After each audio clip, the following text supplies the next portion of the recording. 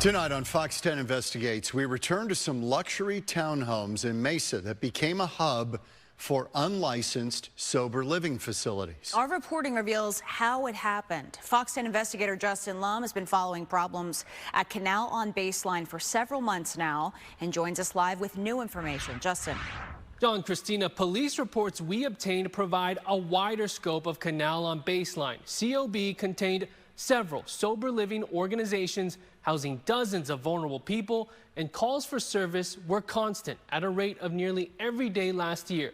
But despite multiple state investigations into the property, unlicensed for sober living, not much has been done. In our two-part investigation, you'll see how sober living programs hid behind LLCs operated unlicensed rehabs while shuffling clients between units, sometimes abandoning them with limited liability. In the darkness of night, the glow coming from this property has its charm. For renters, the appeal is the modern, contemporary-style townhomes with a feeling of luxury at Canal on Baseline. But the address 6060 East Baseline Road is now all too familiar to Mesa police. Last year, officers and residents were introduced to a sober living community. The problem is many people were heavily intoxicated, according to records obtained by Fox 10. This woman we met at Canal on Baseline has stayed in 5 different sober living homes in the valley before ending up here. She does not want to be identified. So you've been staying at unlicensed sober living homes since you got off the street? Yes, and some of them haven't been totally licensed. But you yourself have been able to stay sober? Yes. While people here are drinking and using? Yes. We saw white vans parked in the complex. We witnessed drop-offs by one van at multiple units. It's quiet, but one thing is clear. Throughout last year, at least 26 homes were occupied by rehab programs, documented by police. There are around 90 overall townhomes on the property. I have children and I have 12 grandkids. That's why I'm doing that. We met another woman who wants to remain anonymous, but moved into the complex with her family, not knowing it would be used for a recovery community. We'll call her Amy. But our kids were gonna be able to play outside. Like, we had high hopes. It's different. We just bought a whole row of these. Come on!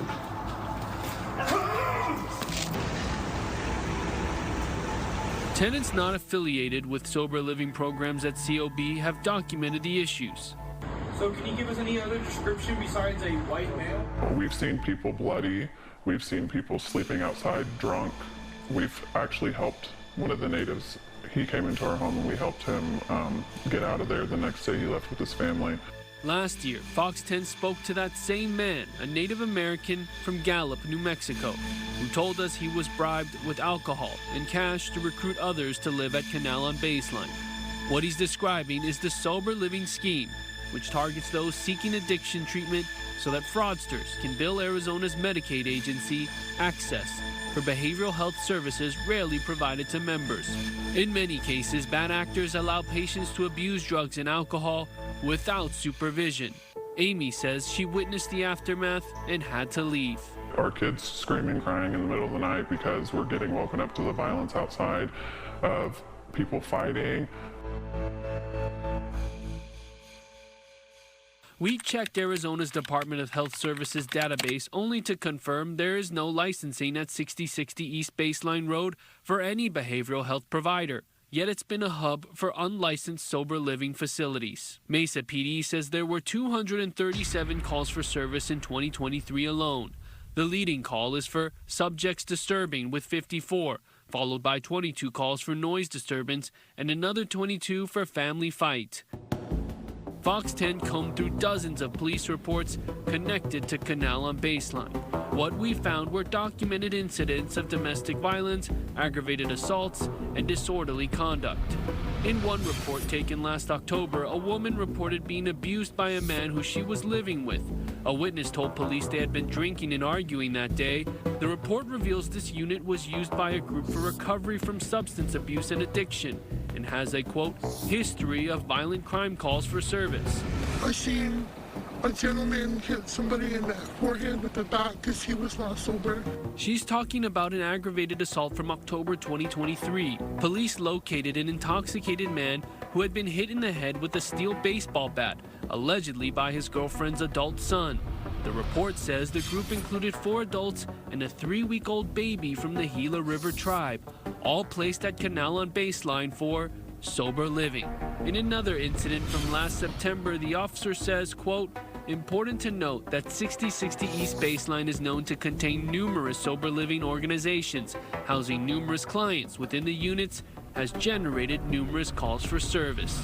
And in July of 2023, an officer responded to a unit and observed empty alcohol bottles scattered across the floor. The woman staying there told police she thought it was funny that the unit she was in was a sober living house and they were drunk. And when the officer asked if a manager checked on them, she answered they were checked on every once in a while. Last June, Arizona's Department of Health Services tipped Mesa PD about a woman who claimed a lot of crazy things go on at Canal on Baseline, including the requirement to sleep with house managers around the complex, according to a police report. DHS also told Mesa Police that the woman has bounced between several unlicensed sober living homes, and officials explained to her that living in unlicensed locations is harmful. The woman denied being forced to have sex with anyone when she spoke to an officer. Fox 10 has learned several different limited liability corporations rented these townhomes, some of them licensed with the state's health department as behavioral health providers, but for other locations in the valley, not here at COB. But who owns Canal on Baseline? Mary Simmons and her husband live in the area near Canal on Baseline. She says finding beer cans and liquor bottles around the canal has become normal. Mary is one of many residents who have expressed concern over the unlicensed sober living community at 6060 East Baseline and the number of calls for service to Mesa PD last year alone. There's 237 calls out of 365 days. What do you think of that? I think that's a lot. Sometimes it's 2 in a day.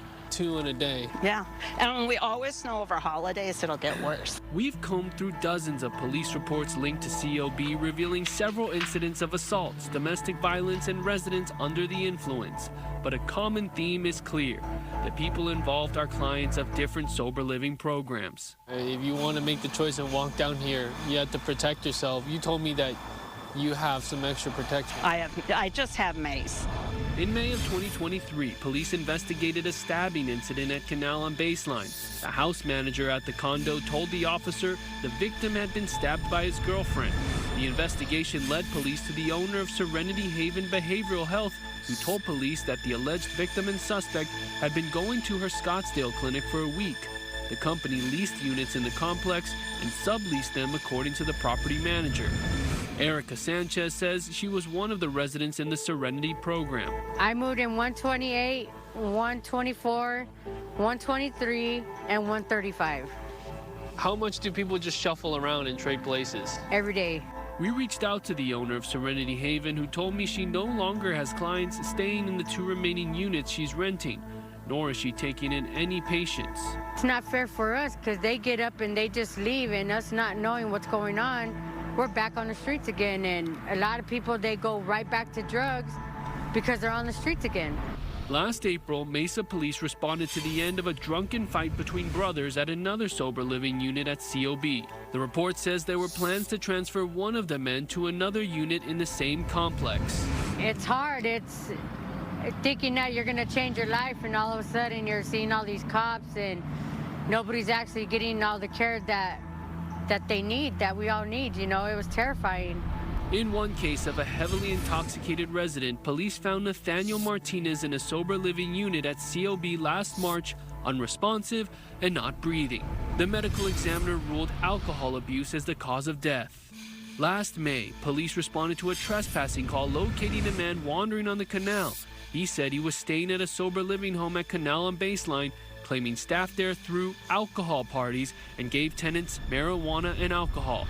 Last June, police found one man passed out, who later admitted to drinking beer and using fentanyl that day. The police report says he was recruited at a light rail station in Tempe by a sober living program called Flobana. The report also says the man described Zoom classes hosted by Christian 3 Mega Clinic, a behavioral health provider that would be suspended a month later by Arizona's Medicaid agency for fraud allegations, including paying for patient referrals. Fox 10 investigator Justin Lum has learned that nearly 40 people are in the process of being evicted from those units. More fallout from the sober living crisis. Fox 10 dug into eviction filings linked to Canal on Baseline. We found 13 units connected to sober living homes. Tenants intending to run rehab facilities agreed to pay $200 to $500 on top of the $2,500 rent each month. The fee listed as a group, sober, or transitional home surcharge. Court records show 10 eviction filings against specific limited liability corporations, all of which initially agreed to these fees. We first spoke to the owner of Canal on Baseline, Samir Sani, in the spring of last year. He first told us he wasn't aware of unlicensed sober living facilities operating at COB until the Department of Health issued citations for 2 units at his complex. But our investigation uncovered multiple rental agreements with sober living surcharges dating back to December of 2022. A former tenant, unaware of the situation she was moving into, does not want to be identified, but she's still angry. You're allowing these people to go into your complex that you own to rent from you, and they're stating they have a license. Why didn't you research to see if they were really He didn't, because he doesn't care, because all he cares about is money. That's just who Samir is. We reached out to Sani again. He declined an on-camera interview, telling me COB is moving on to conventional housing and that the sober living activity has costed his team headaches and the reputation of the complex. I wanted to know what Arizona Attorney General Chris Mays was doing about the fallout at Canal on Baseline, as she vows to crack down on the sober living scheme. We have ongoing investigations. We are aware of the situation there and continue to investigate, and we'll continue to work on that in partnership with the city. But I think it's another example of all of the harm that has happened as a result of this access fraud.